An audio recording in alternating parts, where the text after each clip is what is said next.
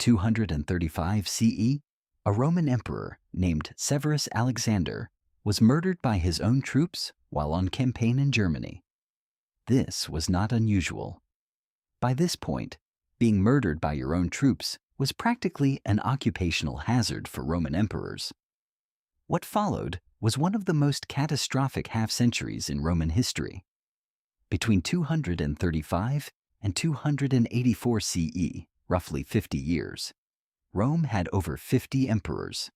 The average reign was less than 2 years. Most ended violently. The empire simultaneously faced barbarian invasions on the Rhine and Danube, Persian attacks in the east, devastating plagues, economic collapse, and a period when it actually split into 3 separate pieces. Rome had survived Hannibal. It had survived civil wars. It had survived terrible emperors.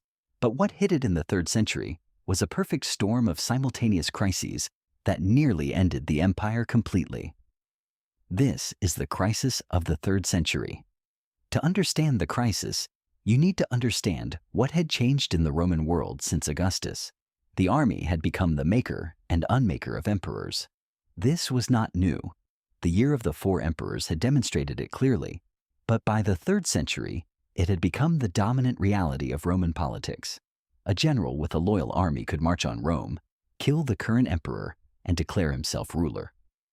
The Senate's approval was a formality. What mattered was the legions. This created a catastrophic incentive structure. Ambitious generals had every reason to seek the throne. Sitting emperors had every reason to fear their own most capable commanders. The result was a cycle of usurpation, civil war, and assassination that burned through emperors at a terrifying rate. The frontiers were also under greater pressure than they had ever been. In the east, the Parthian Empire, Rome's perennial eastern rival, had been replaced in 224 CE by the Sasanian Persian Empire. Far more aggressive and capable, raiding deep into Roman Syria and Anatolia. In 260 CE, the unthinkable happened. The Roman Emperor Valerian was captured by the Sasanian king Shapur I in battle, the only time in Roman history that a reigning emperor was taken prisoner by an enemy. Shapur reportedly used Valerian as a footstool when mounting his horse. Roman sources insist this is propaganda. The humiliation was real regardless. On the Rhine and Danube, Germanic tribes, the Goths, the Alemanni, the Franks, were pressing against Roman borders with increasing force. These were not the disorganized raiders of earlier centuries, but larger confederations, better organized and better armed, having learned from centuries of contact with Rome. In 251 CE, a Gothic force defeated and killed the emperor Decius at the Battle of Abrittus, the first time a Roman emperor had been killed by a foreign enemy in battle. It would not be the last. The economic situation was equally dire. Rome's economy ran on a silver coinage system that required a steady supply of silver to function. By the 3rd century, the silver mines were running low. Emperors facing military expenses they couldn't cover began debasing the currency, mixing less silver into each coin. By the 260s, the silver content of Roman coins had dropped to just 2 or 3%. The result was runaway inflation that devastated the middle class, disrupted trade, and made it increasingly difficult for the government to pay its soldiers, which made the soldiers even more likely to revolt. Supply chains broke down. Cities shrank as the security that had made them safe disappeared. The plague of Cyprian, a devastating epidemic from 249 to 262 CE, possibly killing 5,000 people a day at its peak in Rome, added biological catastrophe to political and economic collapse. By the 260s, the empire had actually fractured. A Roman general named Postumus established what historians call the Gallic Empire, a breakaway state covering modern France, Spain, and Britain for over a decade. In the east, the city-state of Palmyra in Syria, led by its extraordinary queen Zenobia, had seized Egypt, Syria, and Anatolia from Roman control. At one point, the Central Roman Empire controlled only Italy, the Balkans, and North Africa. The Roman Empire was simultaneously 3 empires. Zenobia deserves attention as one of the most remarkable figures of the ancient world. She claimed descent from Cleopatra, led her armies personally on horseback, and was fluent in 4 languages. She patronized philosophers, welcomed persecuted minorities, including Christians and Jews, and ruled with genuine competence. When the Roman Emperor Aurelian finally defeated her in 273 CE, he took her to Rome not to execute her, but to display her in his triumph in golden chains. Then let her live out her life in a comfortable villa nearby. Even her captor found her too impressive to kill. Aurelian is the emperor who saved the empire. In 5 years of relentless campaigning, 270 to 275 CE, he defeated the Gallic Empire, defeated Palmyra and Zenobia, and restored the unity of the Roman Empire. He earned the title Restorer of the World. He was then assassinated by his own staff, who feared he was about to have them killed.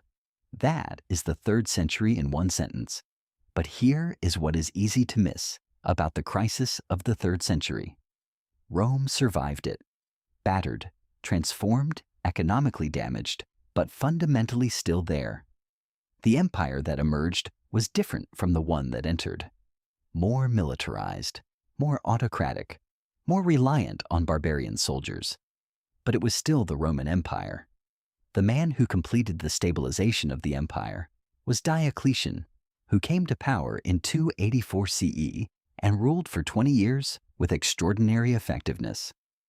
Diocletian understood that the empire had become too large and too complex for one man to govern effectively, especially while defending frontiers on multiple sides.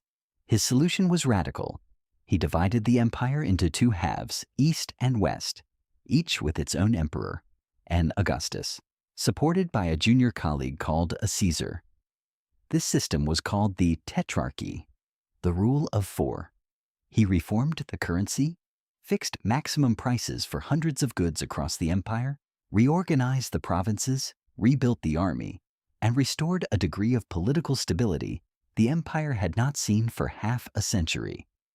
He also launched the last and most severe persecution of Christians in Roman history. The Great Persecution, beginning in 303 CE, aimed at eliminating what he saw as a destabilizing movement that refused to acknowledge Roman gods or sacrifice for the emperor's well-being. He failed. The persecution actually strengthened Christianity, creating martyrs whose stories spread the faith faster than it had ever spread before. Diocletian did something else no Roman emperor had done voluntarily since the beginning of the empire. He retired. In 305 CE, he abdicated, walked away from the most powerful throne on earth, and went to grow cabbages on his estate in Dalmatia. When rivals urged him to return to power, he reportedly replied that if they could see the cabbages he was growing, they would not ask. The Tetrarchy fell apart almost immediately after he retired, collapsing into civil war among the various claimants. Out of that civil war emerged one final transformative figure, one who would give the Roman Empire a new religion, a new capital, and a new direction that would define the next 1,000 years of European history. His name was Constantine. Next time on Drawn from History, Constantine the Great. The emperor who converted to Christianity moved the capital of the Roman Empire to a new city on the Bosphorus and set in motion the transformation of Rome into something the founders would not have recognized, and that would nevertheless call itself Roman for another 1,000 years. Until then, this has been Drawn from History. Thanks for watching.